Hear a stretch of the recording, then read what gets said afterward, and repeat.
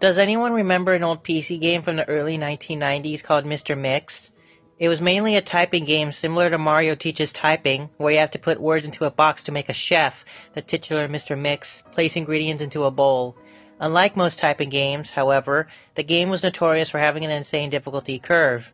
It had a words per minute requirement for each level, being as low as 10 on level 1 and as high as 85 on the third.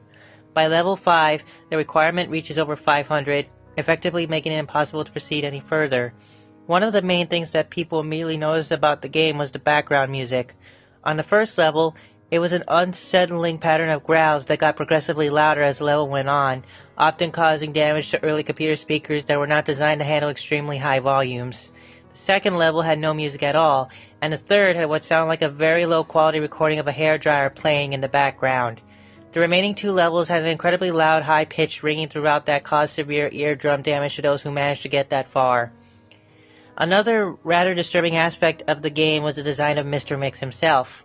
He was a large, round-faced, overweight man with beady eyes and red spots on his cheeks. Most children who played the game report having vivid nightmares of Mr. Mix speaking to them in a quiet, raspy voice, and threatening them to keep quiet about something. However, none of them could remember exactly what that was. One psychologist who saw many of these children reported being disturbed by the sheer amount of terror on their faces as they recounted details of the nightmare. Many of them broke down into tears in the process, begging for their parents to save them. However, no direct relationship to the game itself could be determined by these few cases, as not all children suffered the same adverse effects. For obvious reasons, the game did not sell very well. It remained in relative obscurity until a few years ago when PC hackers got hold of a ROM of it and started digging through it.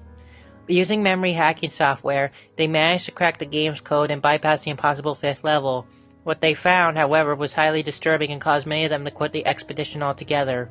According to the reports these hackers left behind, the game behaves very strangely if the fifth level is bypassed. The game crashes violently and closes, writing a bunch of files to the user's System32, directly to the point that the RAM is almost completely filled.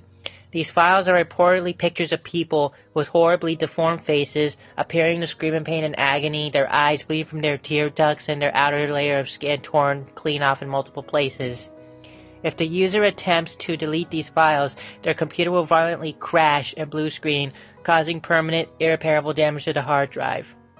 The hackers found that this was caused by a lone byte in the game's ROM that triggered when the fifth level was completed. After removing this byte, they were able to proceed to the sixth and final level. Unfortunately, all of the original hackers declined to discuss what they saw in the final level. Each of them became extremely paranoid and reclusive afterwards, refusing to talk about anything related to the game and showing astonishingly extreme symptoms of post-traumatic stress disorder. Most of them ceased to be able to form coherent sentences within a week, within a month. All of them had gone missing. All remaining copies of the game were destroyed. To this day, no one knows what was in it that caused the group so much psychological damage. Maybe it's better that way. 2 years after this incident, a man was arrested for trying to kidnap an 8-year-old girl from a grocery store. Through DNA and fingerprint analysis, he was identified as one of the original hackers who had viewed the final level of the game. He was wearing a white chef's hat and had a look of unspeakable malice and insanity on his face. When interrogated, the man would only say one thing: "I'm Mr. Mix. Shh."